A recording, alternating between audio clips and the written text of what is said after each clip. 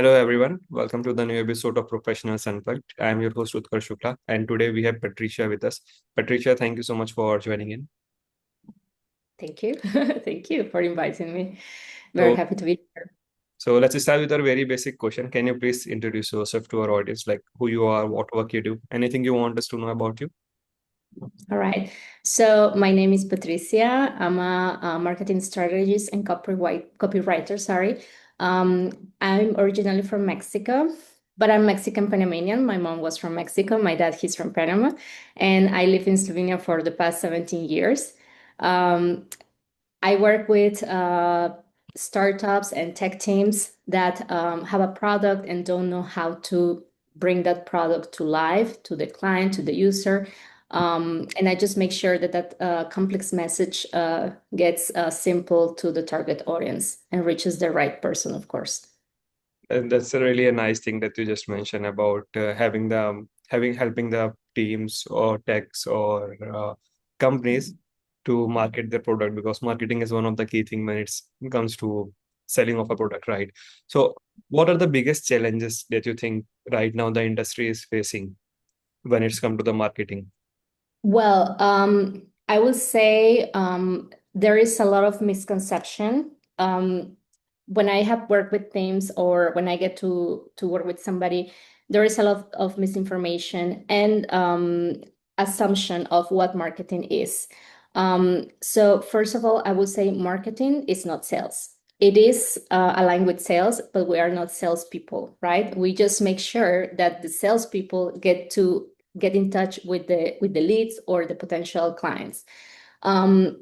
Said that, I see this as a big challenge and something that needs to be communicated and make very clear from day one to the client, so that they don't have different expectations or assume that you're going to be doing something or delivering something. Also, overpromising is something that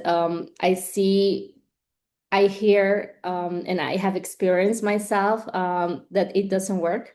So this is a big challenge also. And I would say over the abuse of AI, because AI it's part of the process of marketing now. It has, if you are not using it, you're not doing it. You're not doing it right. But abusing it is a huge problem, and I see this as a big challenge that has to be addressed. Correct.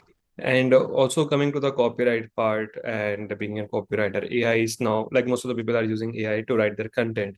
And somehow, somewhere, everyone knows like what is written by AI because of those few words that is getting used here and there every time, right? And all those emoticons that are getting used. So, what's your take on this? Like, do you think at or my should I rephrase my question? Like, at what level should we use AI when it's come to the copywriting or say blogging or writing? What's your take on this?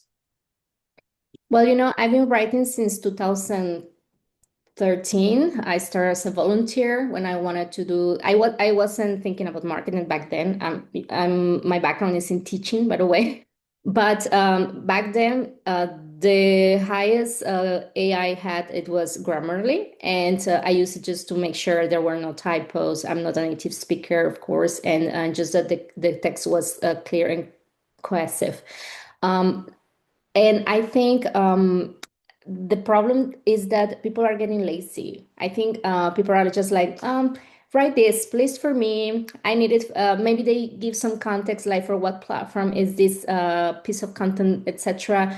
But they don't give data. And if you feed AI with data of what you wanted to work on, like for instance, let's say today I would like to, I got inspired, and this what I saw today, it's also connected to some personal experience. So I will give the context to AI to work on and make something clear, because perhaps I am trying to convey some part of the text, but it's not very clear.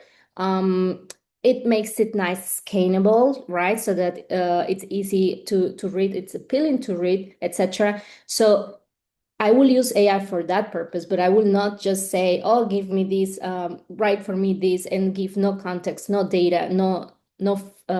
I will not fit it. Then I'm doing it wrong, right? Correct. And also one question on the same, how do you think like plagiarism has changed or with the use of AI, and there are many sites that are blocking the content that is AI written, right, or modified by AI.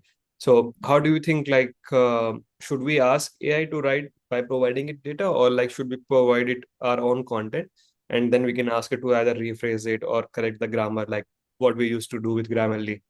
What's your take on All right, so there are tools. For instance, chatbot, I think it's called this tool. So you can use it to paraphrase a text, right? But doing that, you're committing plagiarism, if you ask me, because it doesn't matter if you're paraphrasing, you're still stealing the content. And perhaps people out there will not notice that, but it's up to you and your professionalism to do it. I would say you should collect data. You can look around on the internet. Of course, you have to make sure. So, for instance, I will give you an example. If I will write copy for a supplement brand, right? Um, I need to follow some rules that are set for writing for this product so that you don't make up things and don't overpromise on certain ingredients that the product has, and then you are trying to fool people into just buying the product, right? So what I will do is that I will search, I don't know, for some institutes, some health sources that will come up giving articles and information back with science, etc., that will support the benefits of using this supplement, etc. And then, of course, what's the tone, the brand, where this supplement story started, because there is a start, right? So all of these I will use to prepare the copy. And then it's up to you as a copywriter or a marketer to go through it and do it like to make it exactly as the tone style of that brand. Because as a marketer, you need to know and understand that, right? right? And talking about storytelling that you just shared with us, right? How important it is to learn this art and how it can be learned. Well, storytelling, it's a very, for me, and for what I've seen working with teams, it's extremely important. And if you don't have a story to tell, then you can hardly sell. So I would say, for instance, one of the companies I work with, it's in the construction industry. It's Trebel. And they, for instance, we have a team of programmers, large language model engineers, AI developers, etc. But we have the person that has the background in construction, right? And this person comes with the idea, okay, there is a problem that I have experienced for the past, I don't know, 10, 15 years, and I want to solve it. But that's the story. So we have a product that has a story of why it started and trying to solve a current problem in an industry that is very much behind, unfortunately. One of the biggest industries of the world, but also one of the most abandoned. So this helps you as a marketer to understand what are the pain points of the audience that you want to sell to, and also to understand what's the problem, right? And not just make it obviously like oh, we have this product, it's gonna save money, etc., or save time. There is a story. There is an actual story behind all of that. Correct. And any stories that you like to share with us from your journey? Well, I have many, but let's say, well, personally, well, I moved to Slovenia, sorry, in 2008, because I met my now husband, in 2002 in those old school chat platforms, IRC. I'm not sure if anybody remembers about that. You can Google it. And then, well, we started a long distance relationship. We finally met, and then I moved here in 2008. It was really hard because I didn't speak Slovenian language. I spoke English, but and Spanish, but nobody spoke Spanish here. Like some spoke English. I would say that Slovenians are very good with languages, though. And these culture and traditions clash was very hard to overcome. So I kind of struggled with it, but okay, I made it. And I would say I'm very proud of that because I learned to respect a total different culture, a country that embraced me and kind of adopt me, etc. So I would say that for me, this is a story that I like to share because I also see it and it felt like that when I did my career change from teaching to marketing. It was different. It was hard. It was totally different language, like the the terminology, etc., and people, right? So it's been two transitions in my life that I'm proud of, right? From moving countries and career. Right. And how difficult was it for you to land a job when you changed the country? Because, as you mentioned, right, it's not the primary language over there. Well, back then I was very young. I was 21, so I was still in school. I dropped school in Mexico, so I had to start from scratch here in Slovenia. And I balance what is studying and working, right? Because living with your boyfriend at that time, it's not like you have a lot of money. Parents were very angry, so help is not exactly an ask. And definitely, it was very hard, right? But after I don't know, like a year, I told myself what's the best way to learn the language that is not going to the classroom and being surrounded by foreigners that also don't speak the language.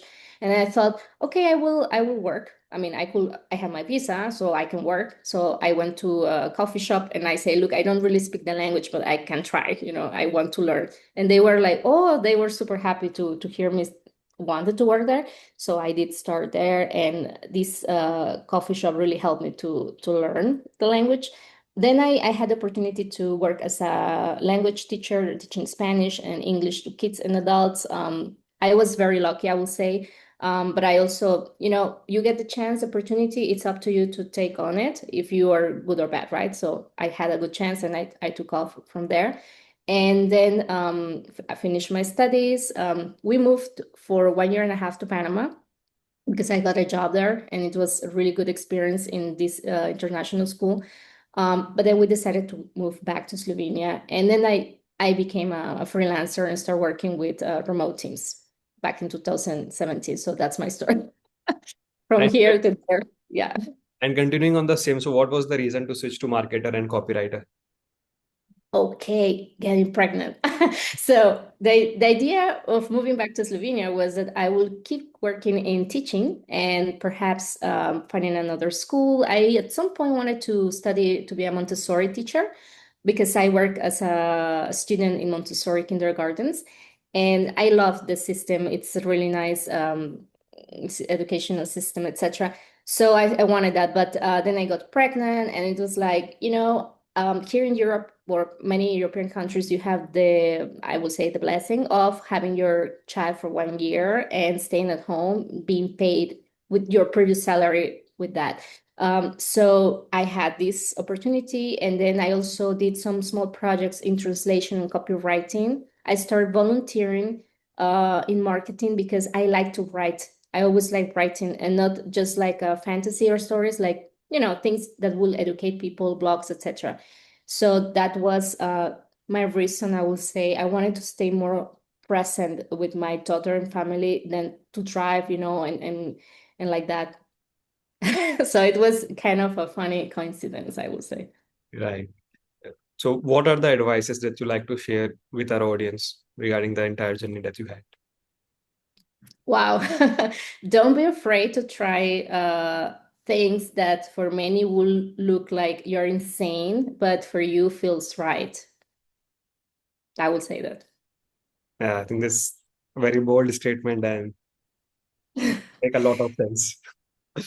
One more thing I would say, learn to communicate. Learn to communicate and always, even if you don't agree with one person, like working with one person or a team, always sending good terms because I think this is very important. We need to be polite. We would like to be treated nicely, so you need to treat people nicely as well. And communication is one of the, I would say, the skills that it doesn't matter your industry.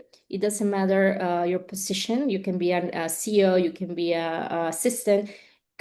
If you don't know how to communicate, you're doing things wrong. Correct. So what's next for you, or what is your goal right now? Well, I want to keep working with startups and teams that are working in developing some tech, software, AI, etc. I really like this challenge of turning their complex message into something clear that the user or client can understand. And I really like when these startups are like in the early stage when everything is super messy and they don't even have a clear idea of what is that they are doing or how to call it, and then they need also that help from the marketer to communicate, because it's not only marketing to sell, it's also to communicate what the product is going to solve, right? So yeah, I would like to keep working with teams, networking, traveling. I love to travel. I go to Mexico and Panama every year, but we also try to do other countries. So yeah, we love that. Great. So I think that's the best thing to end this podcast. So thank you so much, Patricia, for sharing your insights and journey with us. It was really a pleasure for me to know your stories. Thank you so much. Thank you. Thank you very much. Thank you.